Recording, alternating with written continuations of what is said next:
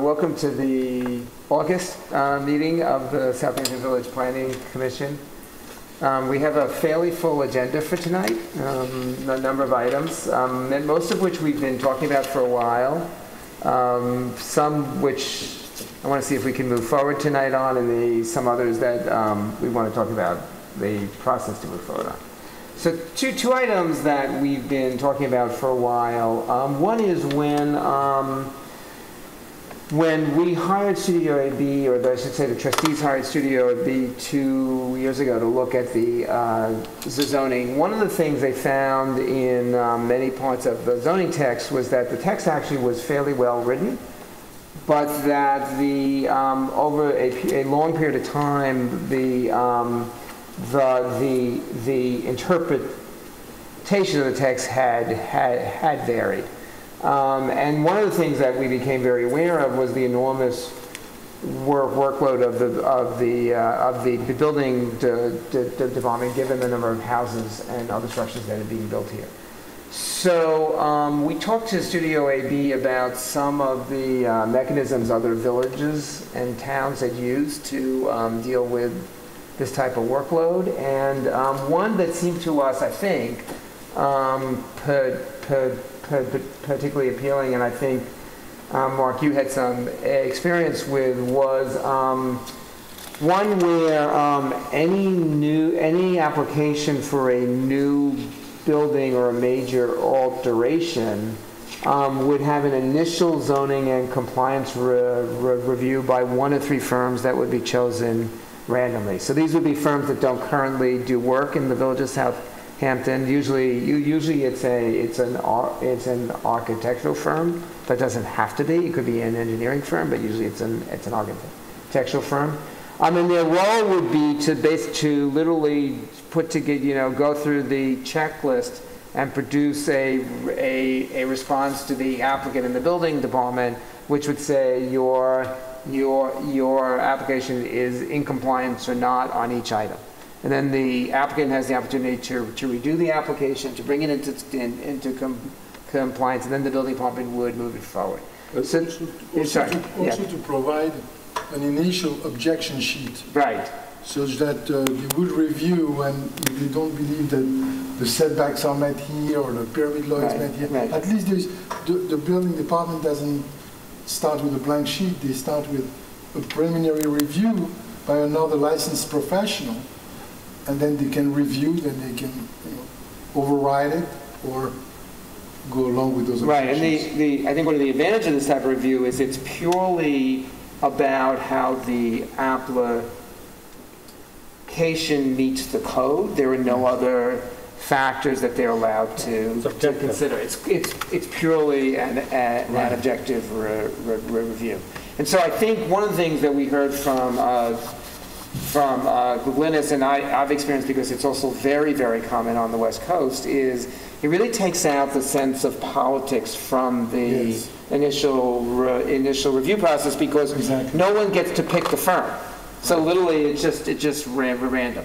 So you don't know which firm's going to be reviewing your application. So I think it really gives people confidence that the review is very fair and neutral. So it's a process we thought made a lot of sense. I think to some extent we were waiting to see if Nelson Pope came up with any other ideas at the time, but I think given that this was one of the things that was in the initial report, I'd like to talk tonight about whether or not we want to move this forward as a recommendation to the trustees. Could the review have a time frame attached to it? They usually do. Does it take 6 months? No, they're usually very fast. I mean, one of the other advantages is, if the building department normally gets, and I'm basically making this up, let's say April is their really busy month, and so in April it takes them longer to get through the review process.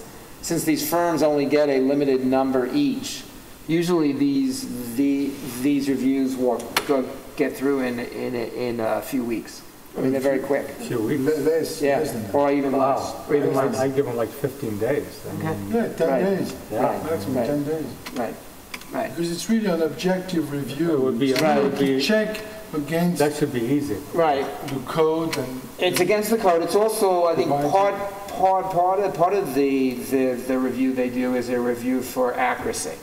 Yeah. So, for example, if the drawing says it's a 30-foot high wall, they check and make sure it's a 30-foot high wall. Yeah. So it also provides that sort of And- review early in the process, because one of the things we've seen happen sometimes is you get very, very well into the process, and then someone realizes there's an error in the plans, drawings have to be replaced, people feel the process is fair. It's not I think this is a much more If the organized process is inexpensive and there's a time frame to it, I Right. think it's Right. probably a good idea. Paul, will this also cover the historic district? Because when I was on the board, we had people come before us, and we just told them, your plans are totally unacceptable, you'll have to change. Absolutely.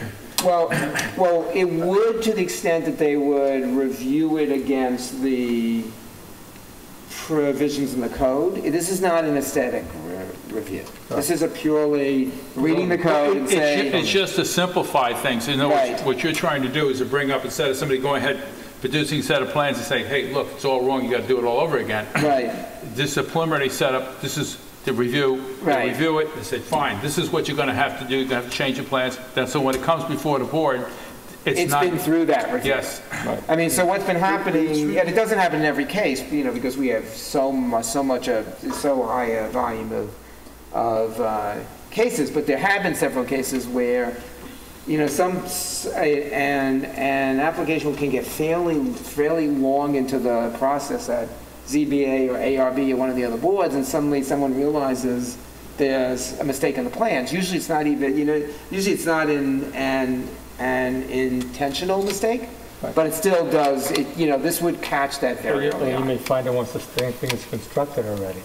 Right, correct. Have anybody approached any firms that would be interested in doing this type We of haven't thing? done that yet. I think that would be part of the next step. If the trustees think this is a approach that makes sense, then I think, this would have two parts. One is to sort of figure out, what type of firms make sense, and then how we write this into code. But But there's, Right. as you Would it said, be written it's- into code? Wouldn't it just be a building well, it would just department? be a building department per process. Right. Yes, exactly, and it's widely used. It's widely used. This is not inventing the For wheel. code compliance, to make sure that they are referring to the latest code that we have adopted. Right. And also Again, if it's completeness, not make sure- a difficult, long process, No, and that's right. if it's, I mean, it makes sense if it's something that can be done Right. expeditiously, and, Yes. I mean, obviously we And want the. it gives a to sense apply that to the code. a level field that you Right. have. It also, I think, allows the building department to focus on Of more course. complicated Of course. applications rather than the run-of-the-mill everyday Right, applications. Right. You don't have to worry about Right. whether it complies or Right. doesn't comply. And there's other communities on Long Island doing this? Yeah, Do we know? Manhasset, I believe, Roslyn Harbor. What it's tend to be used by, what I've found, usually what marketing, it's also very common in small towns in Connecticut. But what I think it's mostly been used by is towns where, the year-round population is fairly small. There's a very high volume of applications, and they're fairly complicated applications. So a number of villages on the North Shore where they have the same sort of pattern that we have. A lot of large houses being built, very, very complicated applications, and very small building departments. If you're Garden City and you have a large building department, it's a different issue. But towns like ours that have small building department and large amount of application, generally the ones it's been used in. Have you got any input from the building department, whether they like this kind of idea? I don't know whether they feel that. How should I put this? I think they don't sense the same issues that Studio B felt that they were seeing in the process. It creates, in a sense, a check and balance between Right. the applicant and the building department. They are not, Right. there's another person who Right. sees this obviously did not meet code, or the pyramid law is taken from the wrong property line. I have to say, I was an applicant on a house that went through this process in another town. It was, as an applicant, it was a great process. because we found out things very early. It was very straightforward. There was no ambiguity to it. And it went through exactly this process. Once we'd gone through the initial review with this outside firm, then the building department processed it, figured which boards it needed to go to, wrote up the report. You know, it allowed them to really use their skills, I think. From your answer, it doesn't sound that they're too excited about the idea for whatever reason. You know, I do think. Did you get some input from them? I think, sure. Absolutely. Well, this would help take care of, we had a problem on Woolley Street, where they approved one, and we had another one on Halsey Street. There were two, and we missed. And then when they discovered it, they were too close, too high. Right. And this would be like a check and balance, where I can see how they could easily miss something like that. Right. When you have as many applications they've got, you're going through them. And after a while, they start to look the same. Oh, this looks pretty good, let's... Right. And also, even the most skilled architect makes an error from time to time.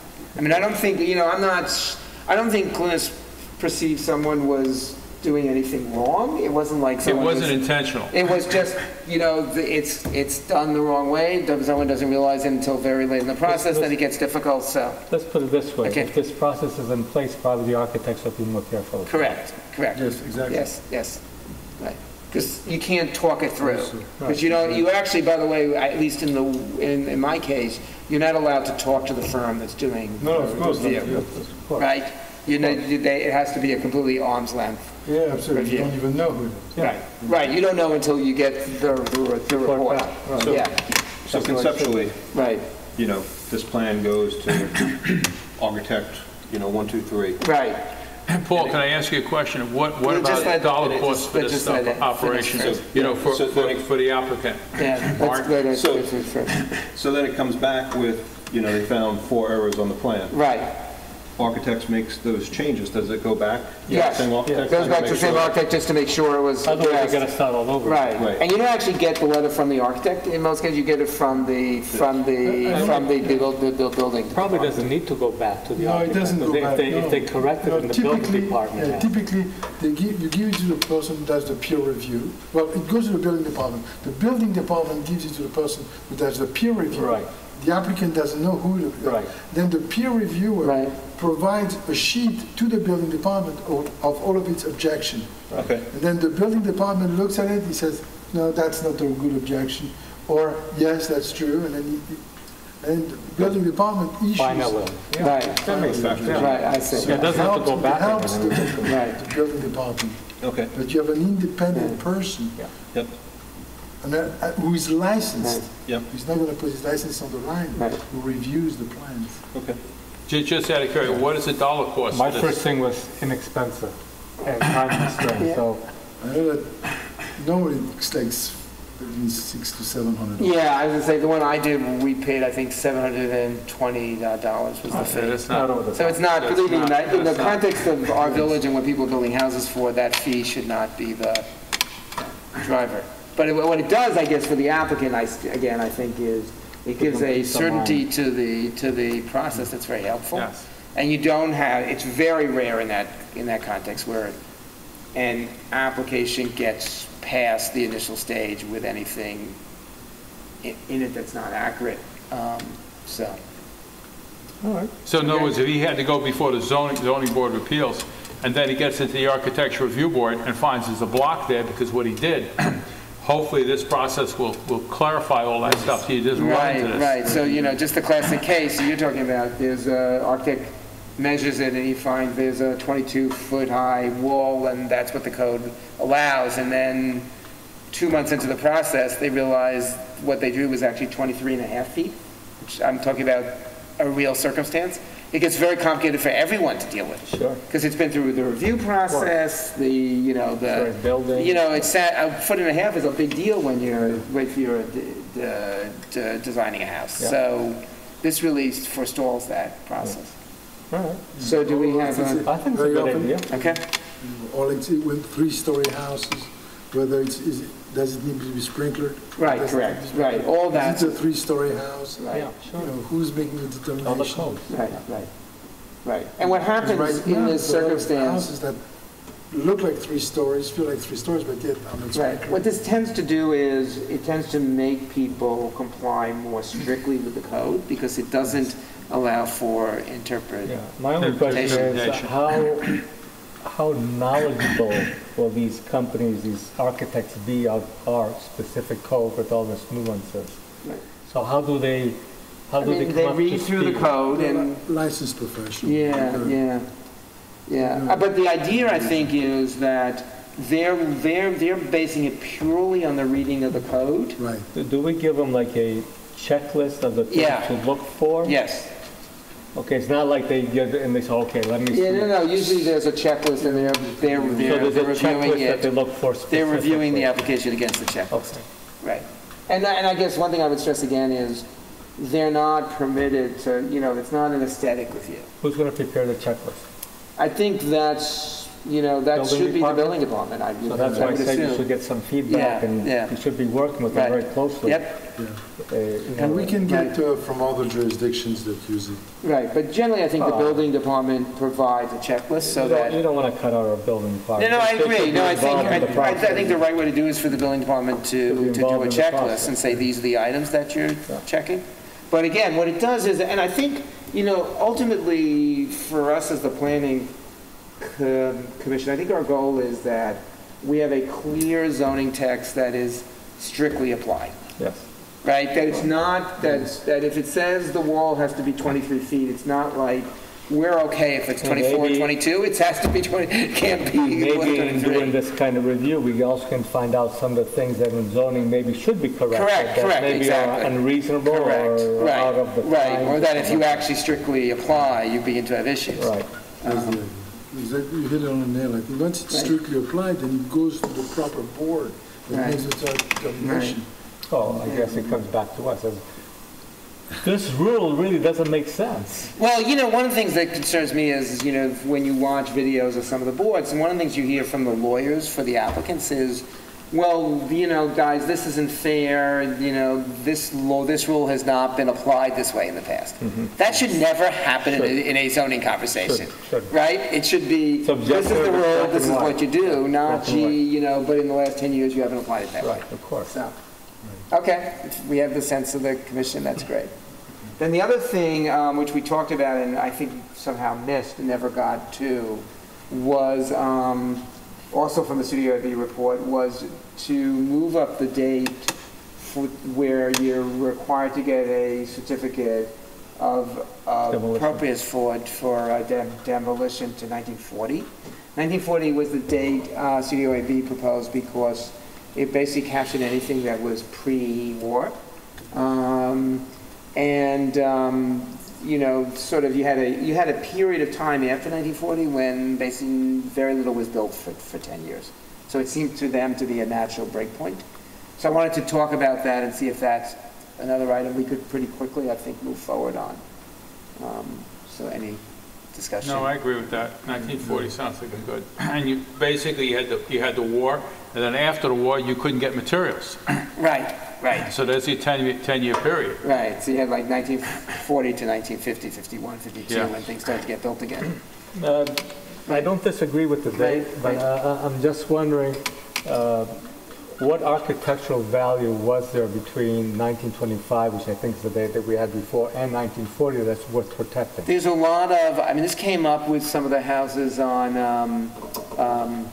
Old Town Crossing.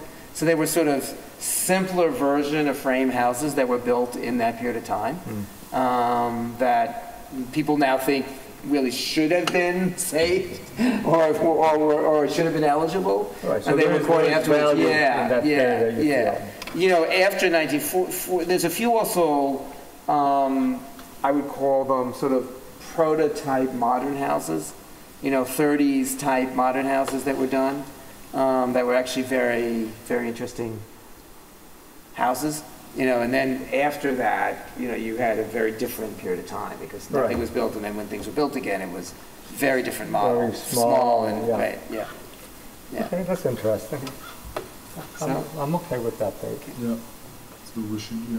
Any comment from the audience, any of those things? In asking for a Yeah, sorry. demolition Yeah. permit, I mean, Right. that becomes also subjective. This is not like the zoning very objective. How, What needs a who hearing? and how It will requires an decide ARB what- hearing. So the ARB would make the Right, determination it has to whether go to a something hearing, needs whether to- it needs to go through a process or not. All right. Is that already in the code for the ARB? That It kind of- is for the older houses, but not for this period of time. All right, so it would just be added. Yeah, we're just Into- basically moving the date, we're not changing the process otherwise. So it had the same process. Yeah, yeah. Paul, one other thing, when I say ARB board, we had the village survey to expand the historic district. We're going to get to that. Okay. Yeah, that's, I think, a very important item, but let's hold that for just 1 minute. Any comments from the audience on any of these items? Do these I others- think he's going to want you to, Oh, I'll pass. no, or you just want to, it's fine. Yeah. Do these other villages charge? Sure. And give your name? Good evening. Kimberly Allen from 90 Meeting House Lane. Sounds like a very good, fair process. Do any of these other hamlets charge for this service? I think on the second, on the first one, yes. I think, as far as I know, every hamlet that does this process, there's a charge because they're paying an external firm for it. Yeah. And then to Mr. Simeone's point, Right. what are the handoffs then between, I guess that all gets worked out, so the documents going back and forth between the applicant and the building department and the different firms? How is that managed in a way that's, Well, it goes, everything goes to the building department, and the building department manages that peer review process. The peer reviewer only deals with the building department. So once they work a few times together, Right. they know what to expect from each other and how quickly and so on and so forth. But the peer reviewer is really a help and another help to the building department. But it's an independent person who's licensed and therefore. Right. Right. So there's no communication between the applicant and the peer review. Yeah, there shouldn't be. Right. any. Right. That doesn't really answer your question, though? Not sure. I think your point was a good one, Right. to engage figure the out the building process. department so Right. that the process is understood and everybody feels very comfortable. Thank you. All right, so our next group is, which I think we talked about the last meeting, is we would, I think, whether or not we would like to suggest to the trustees that we re-engage Studio AB to look at how the, two items. One is how the code that was passed in the spring is working in real practice, because we tend to pass things at the commission and we don't really see afterwards. So one thought was this would be really helpful to see how the new setback and gross floor area. Wouldn't it be a little early, though? I think so. The too. process- You think it's too early? Okay. Okay, so let's hold on that. Yeah, I don't think it's- there's probably been that many Right. applications Right. of buildings built already. Just to come back on the 1940, Right. you're saying of any structure, commercial and residential? Well, it Or currently residential? applies to any structure. The date, Cool, yeah. well, it definitely applies, I think, I'll check. We were just trying to move the date, so if it just applies I thought it to was just residential, that will stay. residential, yeah. I think it should be only residential. Yeah. I'll check to see what I thought the Well, code was Mark, for both. you've got some, right next door. Right. We've got a historic building. It's a I commercial believe it building. applies to both. You're going to have to cover everything. Yeah, I think I'm pretty sure it currently applies to both. Well, I've spoken to Zach as far as what he thinks of the date with Student Rock. What does he think? Well, he was the one who brought up that issue in the context of the Old Town Crossing applications, that he thought those houses, which I forget he referred to them as plain, I think, or simple, or straightforward, I can't remember the word he used, should be now considered to be important. That's when this first came up, was he brought up in one of the applications. applications where it was a period of time when they did the historic district, they had not considered significant. He thought in retrospect, it really is a significant period. So, okay, so we'll wait on going to ask them to review the process. I think the other... give at least 6 months or okay. so. Yeah. All right, so we'll revisit in the fall. The other one I thought, I think we've all read that there's an application on Job's Lane to build a 2-story structure where one of the courtyards is on the south side of the street. I thought they were going to get rid of the courtyard. Well, right, to get rid of it and replace it with a 2-story structure.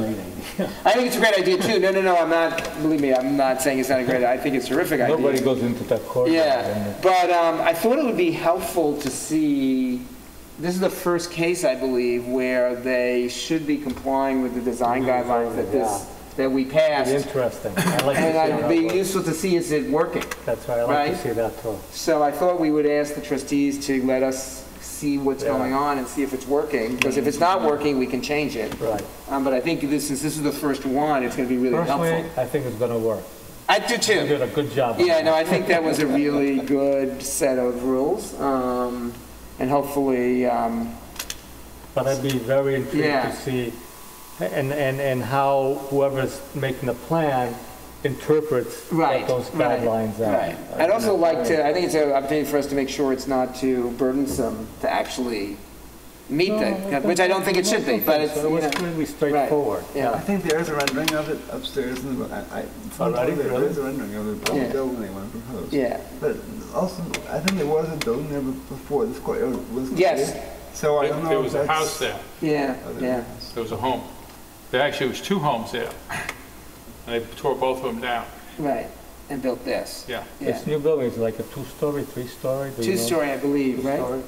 Yes, yeah. So it I believe should- it's 2 it stories. Shouldn't have a problem then. Right, which is what we were Right. In a 3-story, encouraging, actually. 3-story would work depending on what's next to it. Correct. You could potentially do 3, but I think it was a 2-story is what they've proposed, which I think is what Yes, we 2-story. wanted to see happen. Yeah. You know, we were really trying to discourage these 1-story buildings on Job's Lane. It didn't say any, are they putting rental properties up on the 2nd floor, or are they going to be commercial space? And the problem is the It health can have department. rental properties now. It's the health department. Right. That's right. That's all health department Right. regulations down there, yeah. Yeah. But, you know, if they could make apartments, it'd be great. Yeah, no, it would, but I think they We should see if can't. they're going to upgrade the septic along with the... They are upgrading, I believe they are upgrading the septic as part of the application. The problem is when you get to Job's Lane, the drainage in that particular area It's is not terrible. good It's at the all. worst in I the own a village. building on that. and I As you know well. Yes, I know quite well. And we all know the photo that used to be in the old driver's seat of the rowboat on Job's Lane in the 39 yes. hurricane. So my mother A great went to photograph. school on Windmill Lane, used to build bridges across it. Yeah. And of course, I read an article where the village built the duct system that took all that rainwater coming off and sent it into Lake Agawam. And they were Yeah. very proud of themselves for doing it. Right, until they realized what that meant. So now we're Right. stuck with domestic cleanup Lake Agawam. Right. Okay, so agreement on moving ahead on that. So the Studio AB report. So we went over a number of items at the last meeting that I think we all felt we would really like to move forward on. You know, one of the things I think I heard from the public after that meeting is the workshop had been a while ago, and I thought it would be helpful, since summer's always a good time, to have a workshop meeting this month that we could invite the public to sort of go through those again, invite Glynis to go through it, make her presentation. You think this month would be a good time? Really? Either this month or early next month. But just, a lot of people I are won't be around. here. When are you back? The 30th. Okay, so we'll do it at the beginning of September. Yeah, I think that's probably a better Yeah, time, too. yeah, People are not yeah. running to the beach and Right. everything. But we thought it would be helpful to let the public come back so that when we do move it forward, we have more current response from what's now almost 2 years ago. So when do you think? It's been 2 years already? Yeah? Oh, my goodness. I know. It's been 2 years already? Yeah, I know. Getting old. Yeah. It's good I'm not. Going back in time. Going back in time, right, exactly. How about the 9th of September? So it's a Saturday. The one we had on Saturday, that was that we had a lot of success getting people to come to. Yeah, that works. Saturday night, September 9th. Yep. Okay, so we'll work on setting up a workshop. I think we provided some lunch last time, which was extremely popular. We'll do it 10, Right. 10 to 1. Something like that, yeah. The fire department has their antique muster that weekend on Saturday the 9th. Which one? The antique muster for the fire department is Saturday the 9th also. Oh, so people may not show up, is that what you're saying? I don't know, I'm just... At what time is it? It's in It's the all morning. day. It's all day, right? Yeah, it's an all day affair. So that would be good, like these people can come here, and then they'll go there after. They may not show up at all. I don't think that, So maybe a week later. How about a week later? Yeah, I mean, that's fine, too. When is Oktoberfest? Is Isn't in it October now 20 or something? Septemberfest? Yeah. Septemberfest, we use Yes, September. yeah, it used to be 20 something. Oktoberfest, now it's Septemberfest, yeah. So as long as we don't, so the other option would be the 16th then? The 16th. Yeah. Yeah, okay, so I'll check that to make sure it's not the same week as Septemberfest. All right. Okay? So I don't know if everyone had a chance, and I unfortunately did not have a chance to make a copy of it, but I think, Mark, you sent it around.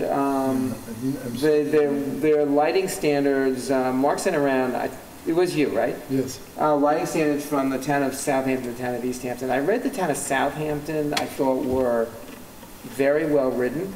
Yes. And obviously, it's our town, so it would be a good match. I think so. I'd like to ask everyone to take a look at it. I thought we would post it on the Village website. Do you recall what the basic arguments It's, are? you know, it's the sort of very, I think, sensible recommendations, sort of like, for example, lights have a cover on them so they don't have upward glare. It was Right. very straightforward, I thought, very well written, and not overly complicated to comply with. Right, and all of the signs needs to be, the light needs to shine down onto the sign, not Right. up on the sign. Right. Like this. Well, that's commercial though, right?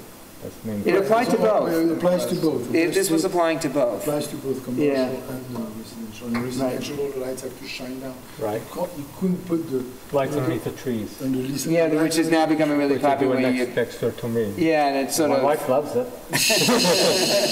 I'm going, but it eliminates the view of the skies, Right, obviously. Yeah, Yeah. exactly. Yeah, but she just says the trees look so nice. yeah, this is true. And Right. so the only thing is that in our case, the village lights themselves would have to Be be modified, modified. which I think they are doing. They're starting to replace You mean them in the with commercial district? All the of village street lights. yes. Well, the five different types of village street lights. Exactly. Right. Why they shine up? Yeah, there's no I don't cover know. on top. Yeah, They just go up, shine. yeah. But Village I is think that tough, the lighting standard would be very very good also along the beach. Like this, it creates a Right, shield. You don't have upward lights. right, right. So I would ask everyone to read it before the next meeting, save your comments, and I think You said you're going to post it on the... yeah, I'll the get website? Steve Funch to post it on the village website. Hopefully get some public So comment. if you have a copy, maybe you can circulate it by email. Yeah, I yeah, sent it to You you. have yeah, it? Yeah. but we can resend. Okay? Okay.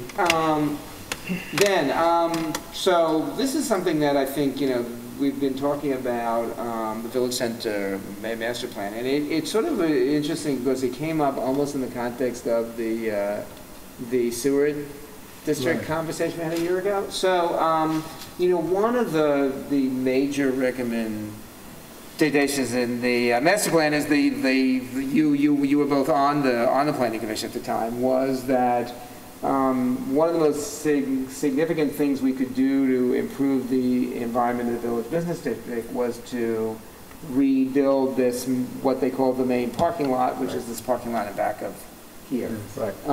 Which covers, if you look at a photo, covers an amazing amount of the physical land of the village business district is that parking lot. And the parking lot, from what I understand, and Bob, please correct me if that's not Well, accurate, was I'm sitting- acquired over time. I was sitting in Moon Radiant's seat right now, and he'd be talking, right now, I'd be talking about parking garage in that parking lot. Right, right. But it was acquired over time by some, I think, very far-seeing trustees at the time. So it was not built at once. It was built over a period of time. It's never been rebuilt since it was originally done, I believe, in the 1960s. You're right. So it's about 60 years old at this point, which is way past the useful period of any parking lot, as you can tell from the many potholes. So, you know, what the Village Center Master Plan talked about was that by rebuilding that lot, making it porous so you could collect the runoff,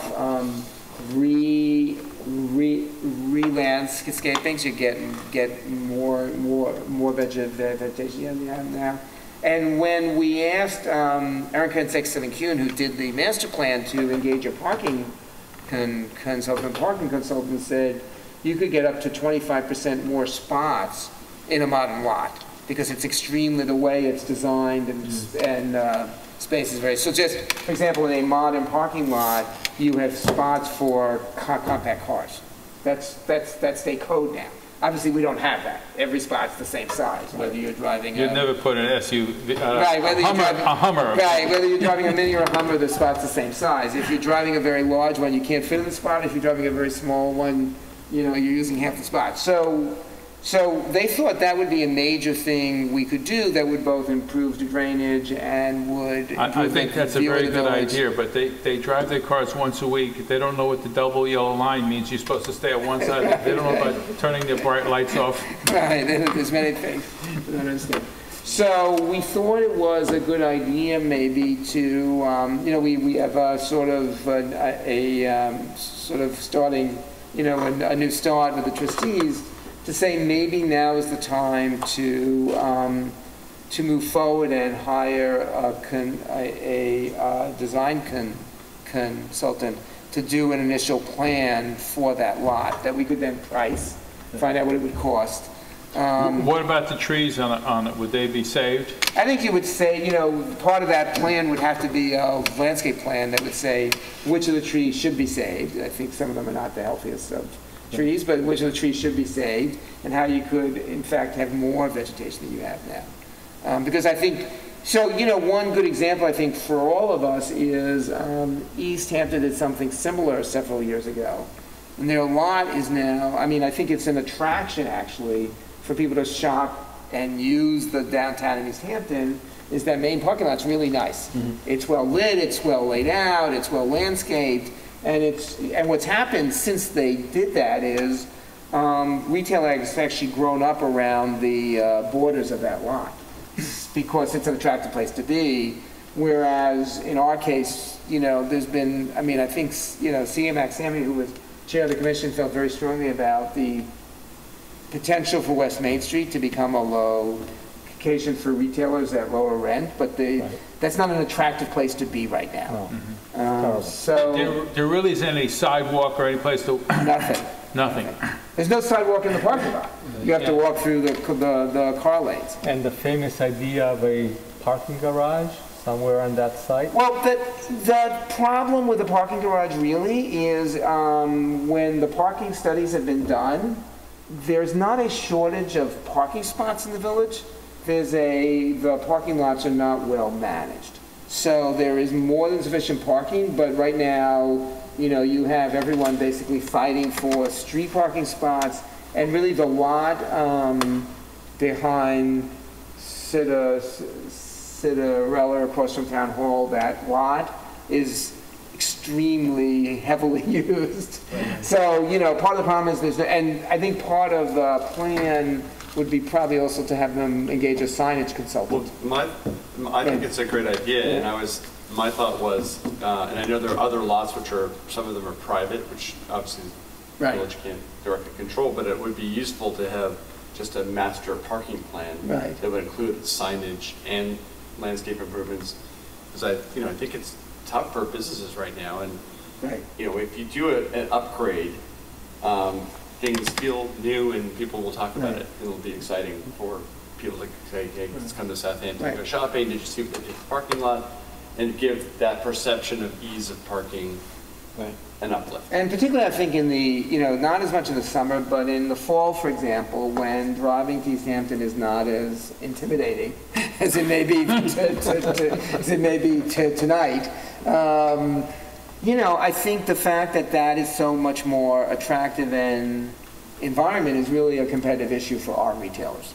And it would really be much better if someone said, you know, I want to come into Southampton because it's such a great environment. And our, you know, Main Street and Job's Lane, I think, are two of the most beautiful streets in the Hamptons. But then you get into the parking lot and you're really in a different environment. Well, I think the biggest thing is, you know, yeah, Chase Bank and Capital One, and Right. there's all those lanes there, so there is issues there. So that's one thing that you Right. definitely address, because there's constant traffic there. Yep. And constant people going to the ATM or teller, so I think that should Right. definitely be addressed in the redesign. Yeah. Part of it. And the whole entrance exit, so for example, maybe I'm the only one who does it, but I think everyone does it. So if you want to go out Windmill Lane and make a left, which I think is the natural thing to want to do, you are, I believe, actually breaking the law. So, which is crazy. Then there's no turn lane, there's no provision to turn. Correct. But that's what everyone wants to do. Right? And it's really not safe. I mean, I've done it several times and almost been hit. I guess now I'll be arrested. But, you know, it's like you go out and then, you know, you can't see anything and there's a double line and people are coming very fast down Windmill Lane. I think that's just an example of why that lot doesn't get better use than it does, because it's not really set up in a rational way for exiting and entering. Now, you know, on that parking lot, though, to make it, let's call it attractive, or to make it so people be walkable and Right. whatnot, it seems to me you need to have store frontage in the back, too. Right, But now right. you have And store frontage in Right, front. right. signage yeah. and advertising also. But frontage, and you can't really have it now, because some of the back is really for the dumps and this and that and whatever. Well, part of it would be to clean, you know, I think this is something you would do that would also play out over time. So as Ellen said, you might create a standard, and then look, you know, it may be 10 years before Capital One decides to redo its parking lot, but when they did, they would have to comply. So you would have it get better, or when Rite Aid, when something happens to the Rite Aid and they decide that potholes are not good for someone who's picking up their property, which they don't seem to understand. You know, that would happen, and then they would have to A comply lot of with the just having plan. a master plan is helpful when someone's looking at a property and they see that there's a master plan in place, whether Right. it's mandatory or not, they may well. Yeah. I mean, one thing we talked about is, so if you're an outsider, you come into town, you get to the corner of Main Street and Hampton Road, there's no way you could know where to park, right? There's no sign, there's no nothing. So you know, inevitably, and you know, if you look at the street and you see every parking spot Yeah, taken you on the need that. street, You need you that. might just turn and say, you know what, it's too crowded, I'll go somewhere Right. else. Right? I mean, it's just, there's been no provision to really make this into, and that, you know, again, that's something both Eric Hendricks and Kuhn, and then I think the retail consultant said is, you know, you're not set up. It's not an issue of the number of spots. It's that you're not set up to use these spots in a way that is helpful to the I was businesses. thinking about a parking garage, because what you could do if you have a parking garage is eliminate a lot of the other spots on the ground and maybe put stores in there or something, do a little village type thing, even around the parking I would garage. tell you, and I want to see what Alvin, Does that make any sense? the two of us on this commission who work in the retail world. The general rule is the shopper goes into a parking garage if they have no choice. Oh, really? They hate parking garages. Uh-huh. So they'll only go in the parking garage as a last resort. So if you go to look at any downtown that has surface lots and parking garages, where the surface lots are absolutely full, Yeah. people use the garage So because they it's don't want to. It's not attractive. I mean, if you have so much demand that you have no choice, it makes sense. But the studies didn't find that. They Right. found that even like July 4th weekend, there was plenty of empty spots. They were just not in the right place. And my other concern is I think we should just be concentrating the retail that we have. because it's difficult Right. enough to find good tenants right now. Right. So I don't think we should be focusing on increasing the. I was just trying to see a way of making Yeah. in the back also attractive with Right. shops and things. I think it could be landscaping and signage. Right, and create more with the entrances from the parking lot. Right. I think Paul's got a point, because when you come into the village, like, you can see the parking lot on, when you come down Hill Street on Job's Lane. But Yeah. when you come from the other directions, Yeah, you don't nobody- know there's nobody a parking knows. lots. Right, Or nobody the knows. one on East Main Street, off of Cameron Street, Well, you know. I would challenge anyone to, if you drive up from South Main Street and you come onto Main Street, if you didn't know that parking lot was there, Yeah. how do you actually see that parking sign? No. It's invisible. If there's traffic coming the other way, it's absolutely invisible. Yeah. So you wouldn't know, you would end up, which I think is what happens, you would keep going up Main Street, Yeah. you're hoping you're gonna find a parking spot. Yeah. And if you don't, you're gonna turn right into Behind Citarella. the most crowded parking lot in the village. Right. Right, where I think it's amazing there hasn't been a homicide between parkers. Yeah. But you also coming from South Main, you can't turn into the. Correct, parking lot. yes, So correct, There should be right. something that allows you to do Yeah, that. yeah, yeah. Yeah, I think definitely we should work on this. I mean, it's. So we should get an RFP. Yeah, so I'd like to get an RFP out, get firms in. I think it could be a really interesting project for someone. I think it's, it's going to be, someone's going to need to have, obviously, it's design, it's engineering, both park engineering and drainage, which we should talk about as, as part of what we would expect. It's certainly, a major landscaping job. Is this something that should be done hand in hand with the sewer project? I think Probably yes, I think that's have to dig up. correct. Or if you're digging it up. This is the great opportunity. And it's a great opportunity also for the retailers or the owners who have buildings around the parking lot. Right. This is a sort of once-in-a-lifetime opportunity to band together and do smaller Yes. drainage plans, which now the county is about to Yes. license for the first time. Right. And it's possible that we could. With all this work going behind it, the feasibility about putting power lines and all utilities underground? Right, I think that is part of what you would normally do if you were doing a new lot, is you'd put everything underneath. Right. One other question I have in the Digging everything village up. is in Florida, on all traffic lights, they have left-hand turning arrows. For some reason, New York does not believe in left-hand turning arrows. No. And if you try to turn on County Road 39 to go south on North McGee Street, it is suicide. Right. I mean, even going down Hampton Road, trying to make a left-hand turn onto, and David White's Lane has become a very heavy, and it's almost impossible to make a left-hand turn. They make a recommendation that all village lights have left-hand turning arrows. Isn't that controlled by DOT? It's controlled, I think the town engineer, The town engineer, but not the village, right? the village engineer would, Controls it? Gorelski would, yeah, The other observation I together had with the police department. is that on David White's Lane, where the three-way stop is at Pulaski Street, it should really be moved down to Pelham Street. Petro. No, it should be moved down to Right now it's on. Powell Avenue, because Powell Avenue is very heavily traveled, and the way those bushes come out from the phone company, you Yeah. cannot see around the corner. That's a very heavily traveled. So we move it from Pulaski? and Move it to Pulaski to Powell. Right now. Put a second one on Petro? No? No, I think you just eliminate, because that's where all your heavy No, traffic it's is. nice to have one to break down the traffic speed.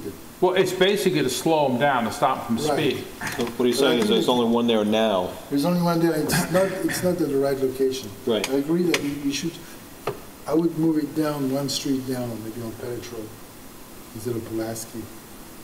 But have one at Powell Well, also? no, Powell is a good idea, because Yeah. Powell is where you have the commercial. So you'd end up with two. All the commercial All the traffic. commercial is going on Powell. What are they I using think it it's as a a very- bypass?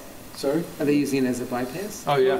There's a bypass, but there's also a lot of businesses on Lumberyard to then Mariners Right. Drive. Just Right, out of curiosity, right. anybody know how many cars a day travel up hills? I came down here from my house, I had the same thing. and it took me forever just to get out to make a Yeah. left-hand turn to come into Now, town. I came in at like 3 in the afternoon, and Hill Street was backed up to the gas station. And it's the light at the Shinnecock. It was backed up all the It way was down back, to I Jones had to Lane. turn Into the it, village. yeah, going to the village. It was backed up to the gas station. I was But like, it's because of the light at the, at St. Andrews.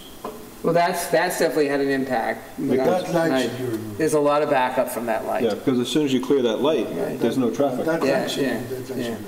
Yeah, or sped up on its Yeah. time or something. Yeah, no, this Yeah, is, so exactly, I'll put all it, yes, exactly. I think part of the problem is Hill Street's become too well known as a It's a bypass. bypass. Yeah, And now they're running down Ox Pasture.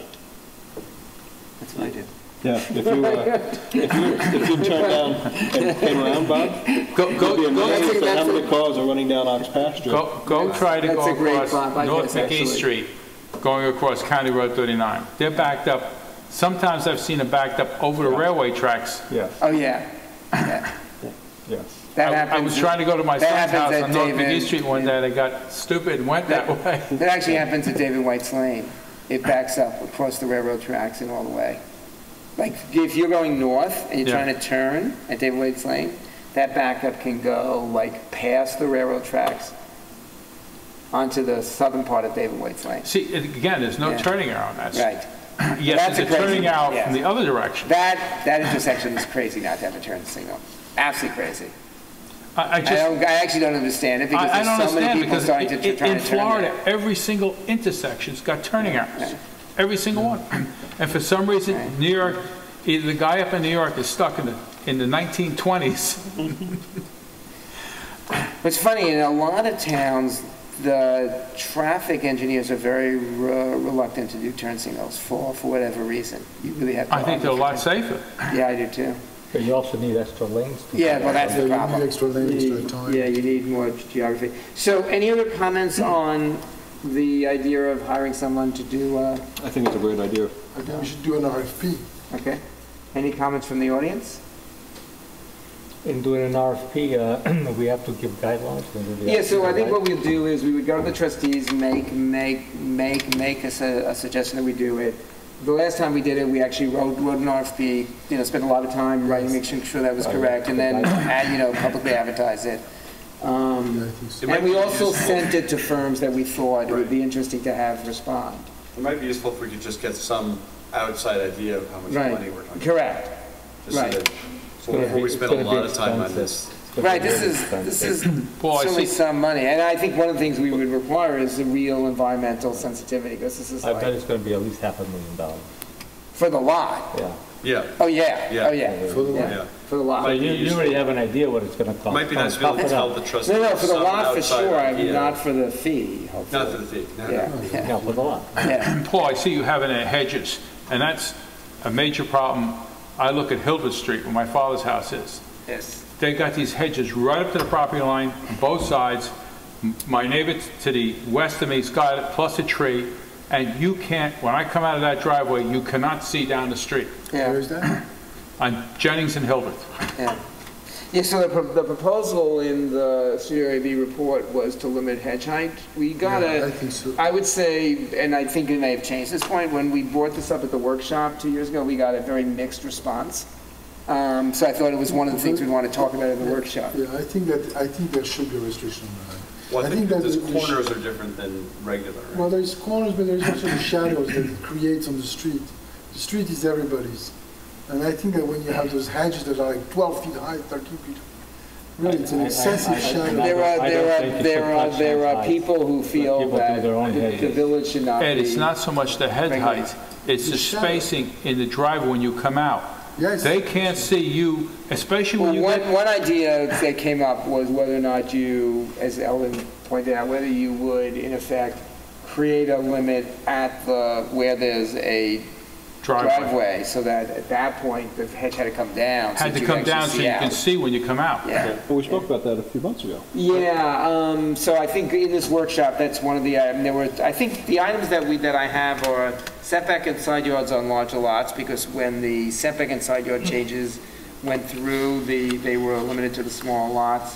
Lot coverage, which we had talked a lot about, hedge heights, water conservation, and then the report had talked about a more general reform of the historic district beyond just the date of 1940, but in terms of proper process. And I think the other question that's come up a lot recently is whether it's time to, which has never been done, whether it's time to review whether the boundaries of the district really make sense. They were done at one point many years ago. The question is, are they now I've got another. Enlarge or restrict? enlarged? That there are streets that were not included for reasons that are hard to sort of understand at Well, this you point? take Hilda Street and Jennings Avenue, they're very narrow streets. And now with all the renovated houses, they only got 2 parking spaces, they're parking on the street now. So when you go down the street, it's like zigzag. Right. Yes. I thought we resolved that problem. We've tried. But the historic district, so if you look at the historic district boundaries, and I don't know what the process was back in the 80s when it was done, but, you know, there are streets where it's half the street, not the other half. It's not clear why that was. When you look at the street now, it's hard to understand why houses that are not included should be. So it's just worth a review, I think, because it's never had a review. There was a report that's Right. out there from back then, and there were additional Right. research done on additional areas. Right, originally it was It's already going to be larger, and then it was made smaller. They decided on a smaller district. You know, which is fine. I think, you know, 40, 50 years later, the question is, was that the right decision, or should it cover? It's probably because of all the restrictions that are involved with the historic district. It might be, Which can it might be. Which can be very burdensome. Not in our village so much. Really? Yeah, it's hard to say. I have one other question to bring up. This happened to me. This property originally belonged to Bo Robinson's grandfather that I grew up on. And his father planted a Norwegian maple. This tree was over 100 years old.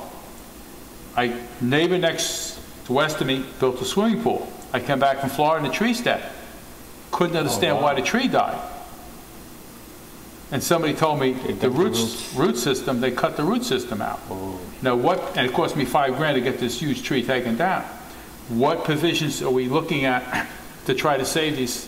I mean, the tree was planted over 100 years ago. I mean, I think, you know, and it's probably something we should do. I'm trying to, you know, we have a limited amount of time, so I'm trying to focus the agenda. There were some proposals last year to regulate trees and the ability to take trees down. The proposals were very complicated. But this is a different problem. Right, Yeah, I mean, I can see, you go down Little Plains Road and the houses are very close together. They've got some pretty big trees.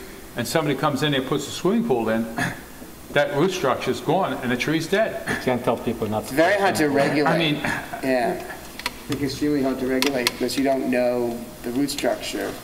well, it's usually, I think I was told, Ed, you're the expert on that. It's the canopy of the tree, correct? Generally. Yeah.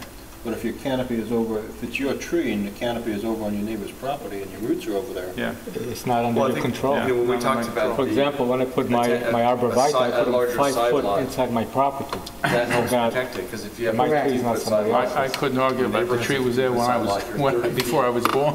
from from the root system, it might be. Plus 50. Okay.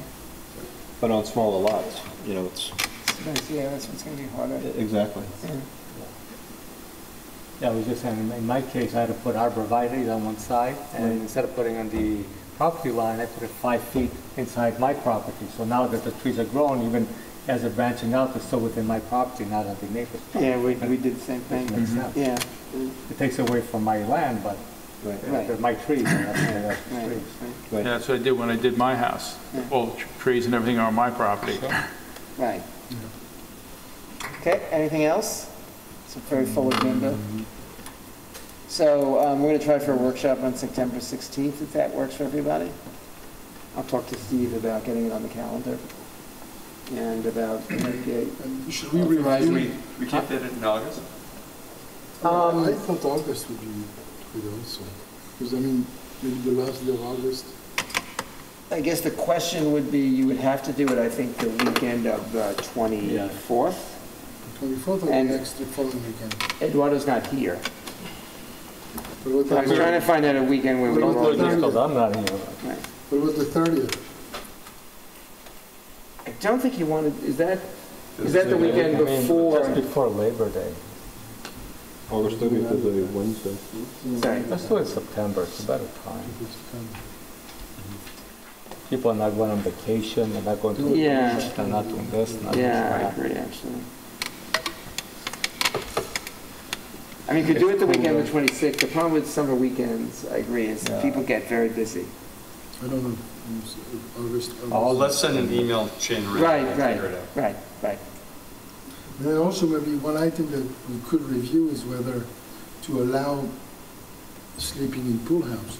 Now that it's counting as part of the GFA, if it's counted as part of the GFA, we should allow. Well, I think if we're going to do that, there's no, the reason I didn't put on this initial list is if we're going to Mark, do they're already that. using them. Well, that's somewhat true. But if we're going to do that, it's a lot more complicated because there's also, you have to then talk about what you would include in the pool house, where you would allow it. Well, it has to be habitable. but it is counted on the GFA. But what if, for example, the pool house doesn't have an entrance or a parking spot currently? Well, the pool houses now, Joe, so would you make it retroactive, What do you mean retroactive? existing pool houses? Yeah, sure, they'd have to But what if, modify but it. what if there's, but, you know, They'd have we, to modify generally, those lots have not been built with enough parking to I don't park think, for I those pool don't think, houses. I don't think you Is there should. any like fire department issue with having? a Well, that pool too. house? I mean, I just think it's a complicated issue. I'm not saying it's a bad idea, but I think it's I don't think. more complicated than just saying make it habitable. I think there's a lot of planning issues when you do that. Not that it's a bad idea, Because, but, well, it came, there was a time when I think somebody had a heater in the pool house. correct. And then, that's what happens, the person passed away and there was an accident. But Well, it's- it wasn't allowed even before that. It was not that, but It somebody. wasn't allowed, That wasn't- that the wasn't difference was not before. that it was allowed before that, the difference was it wasn't enforced. I thought it was not, it was Right. allowed. No, it wasn't. I know. It It was wasn't not allowed. even Yeah, allowed. it was just, it was pretty much, Probably nobody knew Like- about it, you know. it was not enforced. Yeah. I mean, there's, And it's still happening. There are people Right. sleeping in pool houses currently that right, are, what's not happening right now, which I think is what Mark's talking about, is, and at least I'm not aware of it, it could be that there are some, but I think it's pretty rare, is people renting out pool houses as basically apartments, Right. which is really what you're talking about. No, I don't think so. I would just make it like a bed, I think it should be something we should pursue. Right. I agree with Mark. And leave it up to the property owner. If they decide that they want to create their pool house to become year-round habitable, then it has to fit. And, if I mean, but additional just parking isn't understand, needed, just, then so be it. you know, They got to edit their driveway. But again, and I'm not throwing cold water on it, just it's very complicated. For example, pool houses often are closer to their neighbors than the main house, right? And they're in the part of the backyard that you would otherwise expect to be quiet. I mean, there's a lot of issues, once you do that'd have to be considered as part of that. Right. It's not just, okay, now they're habitable. We could ask it at the workshop, though, Yeah, and get some yeah, feedback. yeah. It'd be worth finding out, making sure we're consistent with the other towns and Yeah. villages. I mean, I thought the idea was, what I had heard was an idea of whether or not that would provide a potential source of affordable housing by making them, but you're not talking about that. You're talking about literally another bedroom for the house that's already there. I think in terms of the affordable housing, I think we should, reach out to the town and. Which we have been. And We have been. combine the effort We and have speak been. and Yeah, we try have to have a concerted effort on Right. affordable housing. Okay. I think, Okay, so we'll add that to the workshop then. Anything else? Anything else from the audience? maybe I thought one more item on the watch would be I think the Airbnbs are struggling right now in the village. And there is a big need for hotel rooms, there's a big need but I think that if we review the regulations that we have for the Airbnbs, I think it needs to be streamlined. Why would they It be needs to struggling, streamlined. according to you? What's So the problem? Because I think a lot of people are doing Airbnb. Airbnb.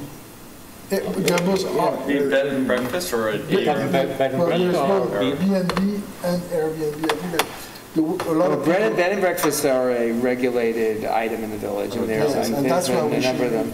We need to review those But regulations. why are you saying that they're separate? Airbnb Why? app, The B&B, the bed and breakfast? the Right. Airbnb, Right. Everybody else is doing Airbnb. No, the Airbnb is separate, those are basically Sales of unregulated. No, I mean, most people here. No, I don't think so. I think he's talking They don't about rent rooms. more traditional bed and breakfasts. You're talking about more traditional bed and breakfasts? No, he's saying that with the Airbnb, it's taking away business from the bed and breakfast, but I wouldn't be too sure about that, because most people rent the whole house. They don't rent just a room here and No, there. Airbnb is the rooms. But is there a lot of that going on? That I was, think there is a in the tremendous village? amount, there's a tremendous amount going on. You're Of renting rooms? Really? Internet Airbnb In the village? to support the hotels. Bring the proof. I'd like to see that, because I'd be surprised, because most people rent the whole house. No, not you just rent a the room rooms, the here and there. Airbnb is mostly the rooms. Right, I know that, but Or the couch. I Right, don't know if that's so much of that going on in the village. Most people come to the village, have money, they're not looking just to rent a room and not have I privacy. mean, there used to be doing that. I mean, there used to be on Elm Streets in the old days, there were lots of setups like that, most of which have gone away, I think. No, I think there's a lot of, Because the houses Meeting got much House fancier. Lane, there used to be a lot of boarding houses. Yeah, they're all gone. Layton Avenue used to be boarding houses. You know something? What happened is the houses got sold and we turned into single-family homes. Mark, go through the ads. Show us all the ads of the Airbnb in the village. I'd be well, very a few interested to see how owners many there are. of B&B who reached out to me, asking, I think there's a, The beam, maybe That they feel that maybe the they just run down. Airbnb is competing, but the question is in a way competing with the that's houses. it's not a problem because they are burdened with all these regulations. And Right. the people who do the So they would like Airbnb are enforcement not- of, So either, perhaps the more Airbnb of a can't- level field, because they have to abide by so many I don't think regulations. they're competing with Airbnb. I think they're competing with the houses that are being rented. And Bishop's Pond. No, but the house that are being rented, That's what they're a house competing that are being with. rented I on a room-to-room give them a basis. better product than when you get at the bed and breakfast. And these bed and breakfasts are like run down a lot of them, so. Well, they run down because they are so limited, so regulated. Right. After 5 rooms, you have to have a handicap room, all those Oh, yeah, but those requirements. regulations are probably state of New York, not the village. They're probably. Yeah, there's state probably regulations. Oh, I mean- I think, yeah, I think you're right, or county. Yeah, So- either So it's not something that we're gonna change. or you might even go to federal. I don't think, I think they're state or county. I think that's Because I was watching a program that these motels were getting sued because they didn't have a handicap lift in their swimming pool. Wow. And that's a federal law. This lawyer was making thousands of dollars going after these motels. So maybe they're just in the wrong business. They should make it a house and rent out the house. I think it's worth looking into it. There's a, Let me see the ads. I don't want to see the ads. Okay. Any other items for the meeting? Any other items? Okay, so that is the close of the August Planning Commission meeting. Thank you very much. Okay.